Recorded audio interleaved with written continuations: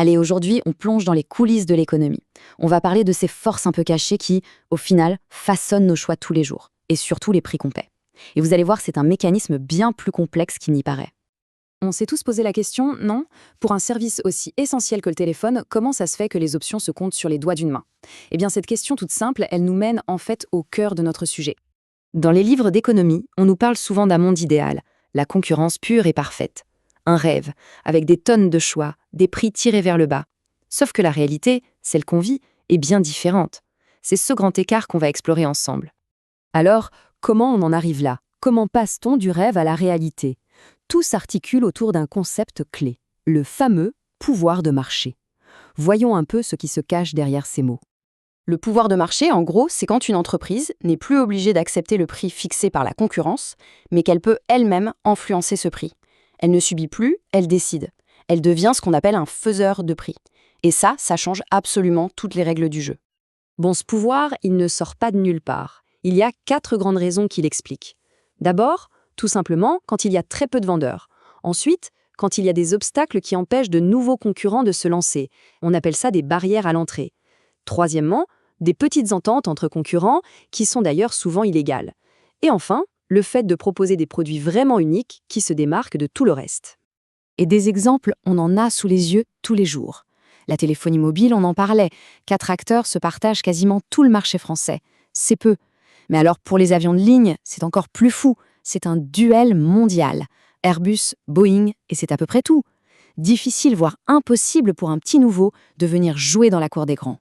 Maintenant, passons au cas le plus extrême du pouvoir de marché. La situation où il n'y a plus de duel, plus de compétition du tout.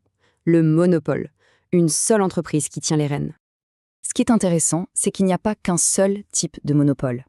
Parfois, il est naturel. Ça n'aurait aucun sens de construire 2 réseaux de chemins de fer parallèles.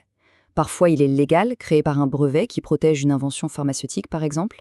Il peut aussi naître d'une innovation de rupture, ou alors il peut être tout simplement local, l'unique boulanger dans un village isolé, à sa petite échelle. C'est un monopole. Alors mettons-nous 2 minutes dans la tête du monopoleur. Regardons ce tableau. Son but, ce n'est ni de vendre le plus possible, ni de vendre le plus cher possible. Non, son but, c'est de maximiser son profit. S'il vend 3 unités, son profit est de 9. S'il en vend 5, il doit baisser son prix, et son profit retombe à 9 aussi. Le point parfait, le sweet spot, c'est là, vendre 4 unités à un prix de 7 pour un profit maximal de 10. C'est un pur calcul. Et voilà la conséquence directe de ce calcul. Sur un marché avec de la concurrence, le prix du même produit se serait stabilisé autour de 3 €. Mais en situation de monopole, il grimpe à 7 €. Le prix fait plus que doubler. L'impact est énorme et bien réel. Donc, le point à retenir, le voici. Pour le consommateur, le monopole, c'est quasiment toujours la double peine. On paie plus cher et en plus, on a accès à moins de produits ou de services. Ok, le monopole est un cas extrême. Mais la situation qu'on rencontre le plus souvent, c'est l'oligopole. C'est-à-dire quand une poignée d'entreprises seulement se partagent tout le gâteau. Et pour ces quelques entreprises, il y a une question stratégique qui se pose sans arrêt. Est-ce qu'on a intérêt à s'entendre discrètement pour garder les prix hauts, ou est-ce qu'on a intérêt à déclencher une guerre des prix pour voler les parts de marché du voisin? Ce tableau, c'est un grand classique, le dilemme du prisonnier appliqué à l'économie. Regardez, le cas idéal pour les entreprises, il est en bas à droite. Si A et B coopèrent, elles se partagent le marché et gagnent 100 chacune. Parfait. Mais la tentation est énorme. Si A coopère mais que B la trahit en cassant les prix, B rafle tout le marché et empoche 150, pendant que A se retrouve avec 0.